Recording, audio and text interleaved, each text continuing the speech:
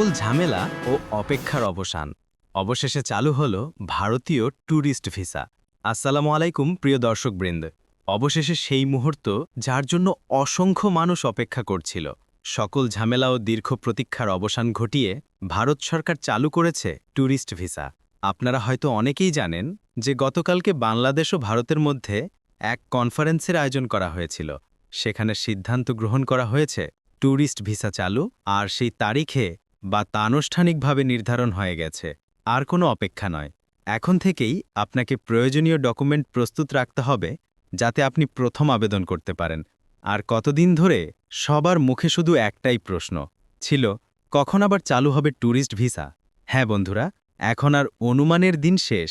আগামী ৭ই নভেম্বর থেকেই আনুষ্ঠানিকভাবে সক্রিয় হচ্ছে ইন্ডিয়ানের ট্যুরিস্ট ভিসা। তবে বন্ধুরা, শুধু চালু হয়েছে শুনলেই হবে না, কারণ নতুন নিয়মে আগের মতো করে ভিসা দিচ্ছে না।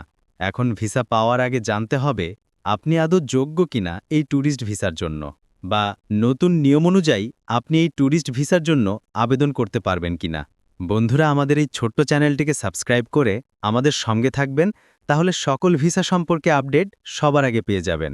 মানে এখন আপনি আবার ঘুরতে যেতে পারবেন কলকাতা, দার্জিলিং, দিল্লি, কাশ্মীর বা দক্ষিণ ভারতের যে কোনো ট্যুরিস্ট স্পটে, একদম অফিসিয়াল ভিসা নিয়ে। India globe. নতুন নিয়ম অনুযায়ী আবেদনকারীর পাসপোর্ট, ভ্রমণের উদ্দেশ্য, ব্যাংক স্টেটমেন্ট, ট্রাভেল হিস্ট্রি সব কিছু যাচাই করে দেখা হবে। মানে এবার ভিসা পেতে হলে প্রমাণ করতে হবে যে আপনি সত্যিই একজন পর্যটক, কাজ বা অন্য কোনো উদ্দেশ্যে যাচ্ছেন না। আর সবচেয়ে বড় কথা, আগে যেভাবে এজেন্সির মাধ্যমে আবেদন করা যেত, এখন তার কিছুটা প্রক্রিয়া পরিবর্তন হয়েছে। এখন আবেদন করতে হবে অনলাইন সিস্টেমে, নির্দিষ্ট ফর্ম পূরণ করে সাথে প্রয়োজনীয় ডকুমেন্ট স্ক্যান করে আপলোড দিতে হবে। তারপরেই আপনি পাবেন ইন্ডিয়ান ট্যুরিস্ট ভিসা, যেটা সরাসরি ইমেলে চলে আসবে। চেক। তবে এখানেই শেষ নয়। নতুন নীতিমালা অনুযায়ী কিছু বিশেষ শর্তও আনা হয়েছে, যেমন যাদের ভ্রমণ রেকর্ড ভালো নয় বা অতীতে ভিসা মেয়াদ অতিক্রম করেছেন, তাদের আবেদন সরাসরি বাতিল হতে পারে। তাছাড়া এখন কিছু পেশাগত ক্যাটাগরির আবেদনকারীদের জন্য বিশেষ যাচাই প্রক্রিয়াও রাখা হয়েছে, যাতে ভিসার অপব্যবহার রোধ করা যায়। তাহলে প্রশ্ন হল, আপনি কি বর্তমান নিয়মের ট্যুরিস্ট ভিসার জন্য যোগ্য?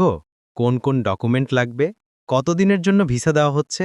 আর সবচেয়ে গুরুত্বপূর্ণ, কত টাকা খরচ হবে এবং কোথায় আবেদন করতে হবে? এই সব প্রশ্নের বিস্তারিত উত্তর আমরা অন্য কোনো এক ভিডিওতে ধাপে ধাপে দেখাবো।